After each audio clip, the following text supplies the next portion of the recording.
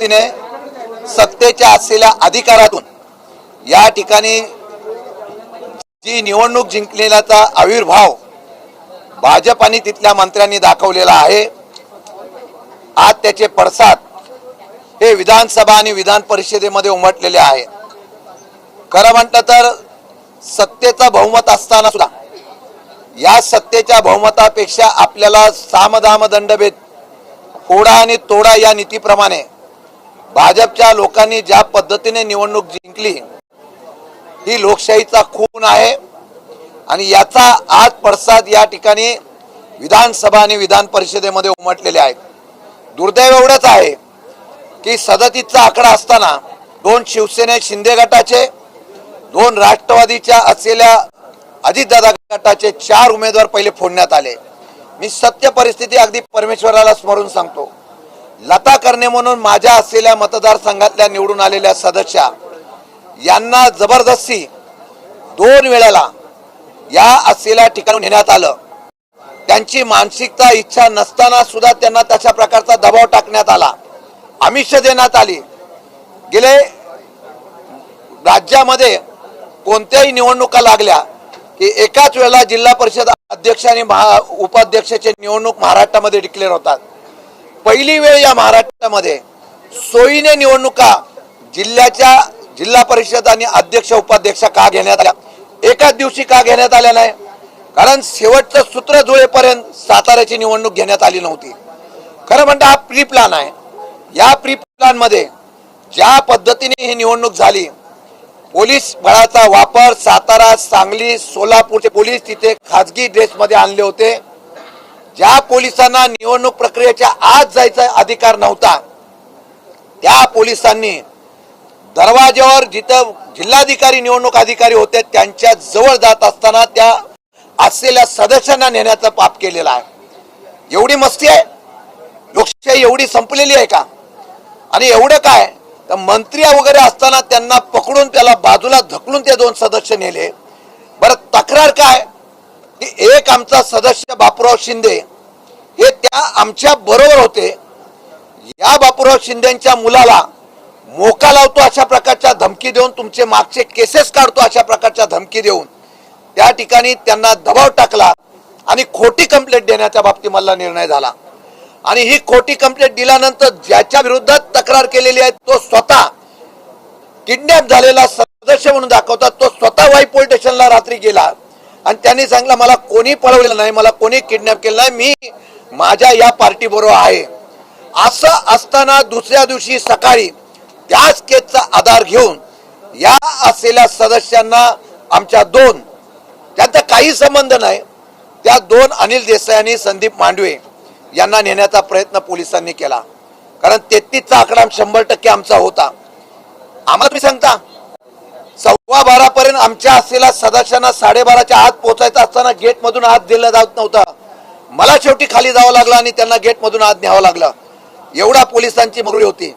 आणि तेवढं काय, परंतु सभागृहाच्या आतमध्ये पॅसेजमध्ये गेल्याबरोबर एक मंत्री, एक नगराध्यक्ष, एक नगरसेवक, त्यांचे कार्यकर्ते आमच्या एका सदस्याला आमच्या समोर जबरदस्ती करून त्या ठिकाणी नेण्याचा प्रयत्न केला। त्याला आम्ही विरोध केला आणि तो विरोध केला, त्या सदस्याला थांबवण्याचं आम्हाला यश आलं। वरती गेल्यानंतर सभागृहाच्या पॅसेजमध्ये आम्ही जात नाही, पण त्या पॅसेजमध्ये नेऊन त्या ठिकाणी 2 लोकांना पोलिसांनी या ठिकाणी नेण्याचं पाप केलं नाही म्हणून त्यांना 2 सदस्य, कारण ती मित्र बेरीज जुळत नव्हती म्हणून करण्यात आलेला। आणि सभागृहाच्या आज जिल्हाधिकाऱ्याच्या समोर मंत्री आणि सगळे 1-2 सदस्यांना धमक्या देत होते, मतदान करा नाहीतर बघून घेऊ। माझं आजही आव्हान आहे सीओना आणि कलेक्टरला, तुम्ही निपक्षपणाने असाल तर तिथल्या CCTV या प्रेसला ओपन करून दाखवा, सत्य परिस्थिती लोकांना येऊन दे। सभागृहामध्ये मंत्री खोटं बोलतात, सरळ सांगतात की पोलिसांना धक्काबुक्की, पोलिसांना दादागिरी कोणी केली। पोलिसांना दादागिरी करण्याच्या बाबतीत मला निर्णय घेतला नाही। पालकमंत्र्यांनी जी परिस्थिती बघितल्यानंतर थोडासा या ठिकाणी पोलिसांना त्या ठिकाणी जबाबदारीची जाणीव करून देण्याचा प्रयत्न केला असेल तर मला वाटतं महाराष्ट्रातला हा सगळा काळा दिवस आहे। सत्ता येते जाते हो, पण सत्ता मिळवण्यासाठी ज्या पद्धतीने हा हव्यास केला जातो हे दुर्दैवाचं आहे। एका बाजूला आमिष द्यायचं, एका बाजूला धमक्या द्यायच्या, एका बाजूला त्या ठिकाणी सदस्य फोडायचे आणि ऐकत नसेल तर पोलीस बळाचा वापर करायचा. कुठली लोकशाही राहिलेली आहे? आणि हे सांगतात आमदारांनी इथं सांगितलं आम्ही पीपल अलायन्स भाजप बरोबर केला होता कोरेगावमध्ये. कोरेगावमध्ये मी स्वतः अजितदादा स्वर्गवासी अजितदादांच्या शब्दाखातीर या ठिकाणी सातारा जिल्ह्यामध्ये आम्ही शब्द दिला होता त्याप्रमाणे अलायन्स केला. आमचे सगळे उमेदवार आम्ही घड्याळ उभं केले होते. मग त्या उमेदवारांची मतं कशाला तुम्ही घेतली? तुम्ही भाजपमध्ये गेला होता ना, भाजपचा अलायन्स होता, मग त्यांची मतं घ्यायची होती. मग आमच्या निवडून आलेल्या उमेदवारांबरोबर जे आमचं शिंदे गटाबरोबर राष्ट्रवादी अजितदादा गट आमचा आणि शिंदे गटाचा त्या ठिकाणी निर्णय होता, त्यांची मतं फोडण्याचा पाप का तुम्ही केलं? आणि ती मतं तुम्हाला लागतात आणि अलायन्सच्या बाबतीत करतात.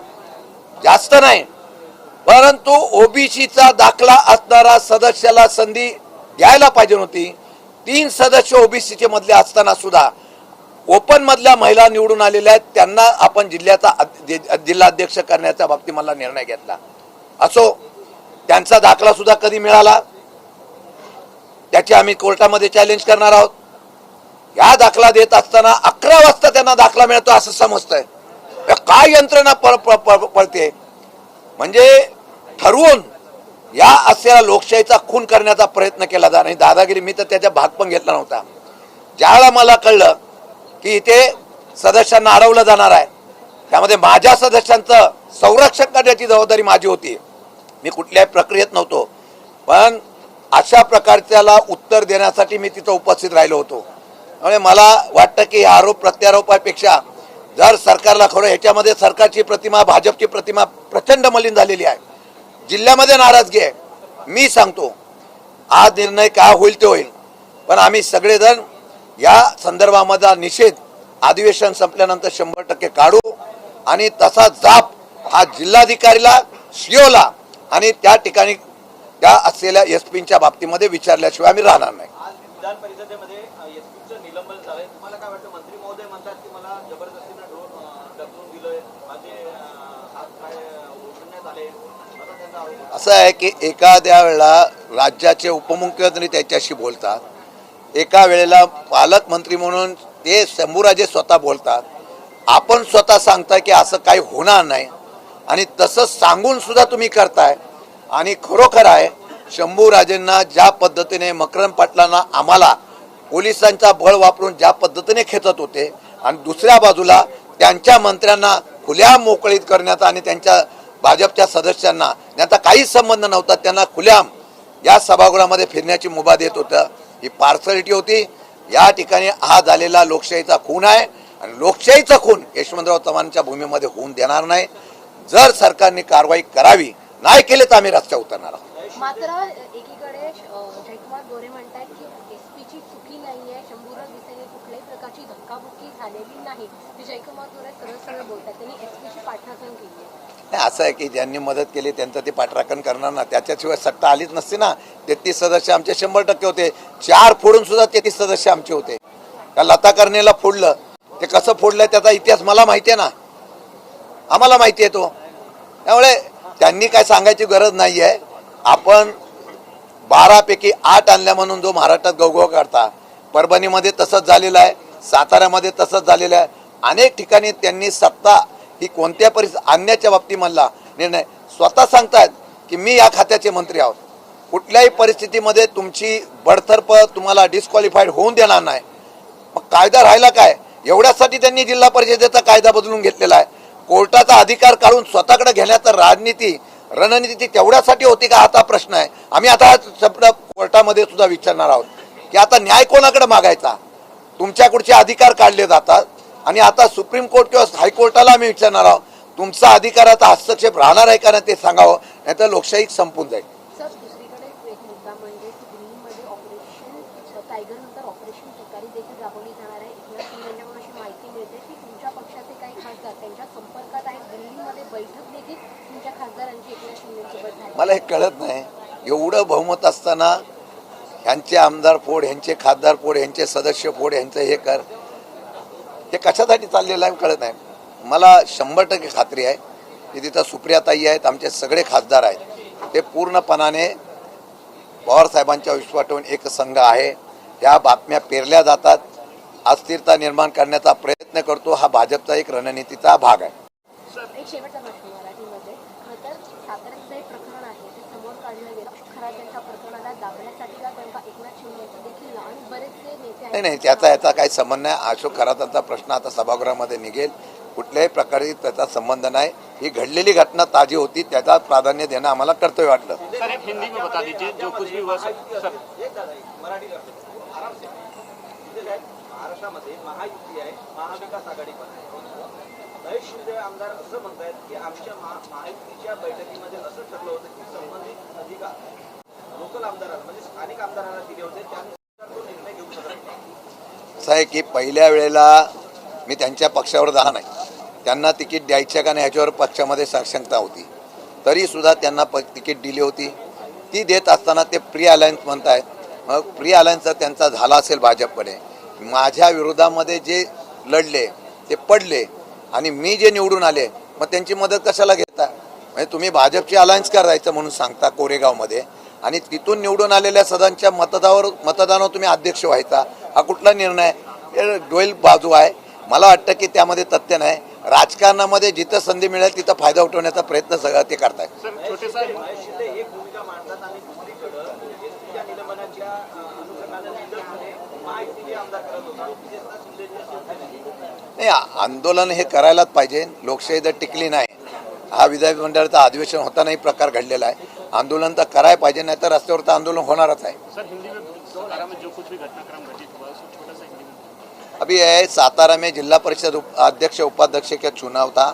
उसमें जिस तरीके से भाजपा ने अपना सत्ता जो थी उसका इस्तेमाल करके जिस तरीके से पुलिस प्रशासन का दबाव और सरकारी प्रशासन का दबाव से जिस तरीके से चुनाव जीता है, जिस तरीके से लोगों को दबाव डाला है, खोटा केस डाल के, झूठा केस डाल के लोगों को धमकाया गया और उस तरीके से जीत लोकशाही का खून हुआ है. ये महाराष्ट्र यशवंतराव चव्हाण साहब का महाराष्ट्र है. जिस चव्हाण साहब ने आज तक इस स्थानिक स्वराज्य संस्था में आम आदमी को मौका मिलना चाहिए इसके लिए स्थापना की, वही सातारा जिला में उनको या उसका कायदों को तोड़ने की बात हुई है. उसका हम लोग निषेध कर रहे हैं. मंत्री गोरे ने बचाव किया है एसपी का निलंबन की कार्रवाई का. महाराष्ट्र में कहाँ पे अभी सबका बचाव करते पड़ेंगे. इसलिए तो पुलिस का हौसला बढ़ रहा है. पुलिस इसलिए तो दादागिरी गुंडागिरी कर रहे हैं. उनका अधिकार नहीं होने के बाद भी पैसेज में जा रहे हैं. उनका अधिकार नहीं होने के बाद भी वो अंदर जाके सदस्य को वोट का आदेश रहता है. वोट देने के लिए उनको अधिकार रहना चाहिए. वो आदेश रहने के बाद 33 की उनकी संख्या नहीं जुट रही थी. इसके लिए 2 को उठाया और उनको जीतने के लिए उनको साथ दिया है. और उस पुलिस ने जो काम किया है, वो एसपी हो या एलसीबी का अधिकारी हो, सातारा सांगली सोलापुर के पुलिस डिपार्टमेंट आती है और स्पेशल स्क्वाड में लेके पालक मंत्री के सामने, उसका भी पावर है ना, उसके सामने उसको धकेल के अगर कोई किसको लेके जाता है तो कितना निंदनीय है. और ये गलत है. उसका समर्थन उनको करना पड़ेगा क्योंकि उनके लिए उन्होंने काम किया ना, तो समर्थन करने वाले हैं. परिषदेमध्ये उपसभापती नीलम गोरे यांनी दोषींचं निलंबनाचे निर्देश दिले किंवा आदेश दिलेले आहेत. गुणरत्न सदावर्ते म्हणतायत सभापती हे न्यायाधीशांप्रमाणे असतात, त्यांनी कार्यकर्त्यांप्रमाणे निर्णय घोषित करणे योग्य नाही. कोण बोलला? गुणरत्न सदावर्ते. मी त्यांच्यावर बोलणार नाही. मी सभागृहातलं बोलतो. चेअरमध्ये बसलेले सभापती हे जज असतात. सत्य परिस्थितीवर त्यांनी दिलेला निर्णय आहे. तो निर्णय सत्य परिस्थिती आहे. मी सदावर्तींना एवढंच सांगेल, आपण स्वतः जा आणि तिथली परिस्थिती बघा, सीसीटीव्ही फुटेज बघा, सगळे बघा.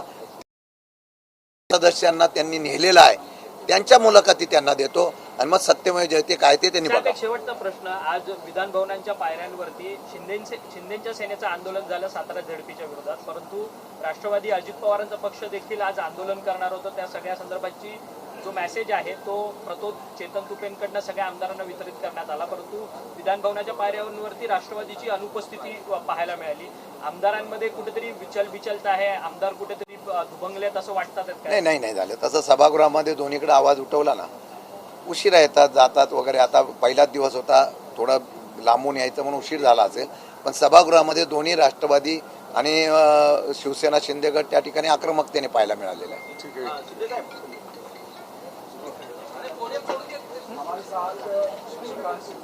चलाना भाई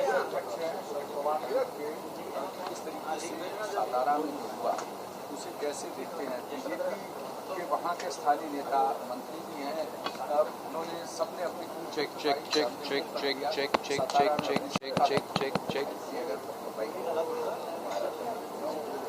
check check Kumar Temre hello hello Kumar Temre check check check check check Kumar Temre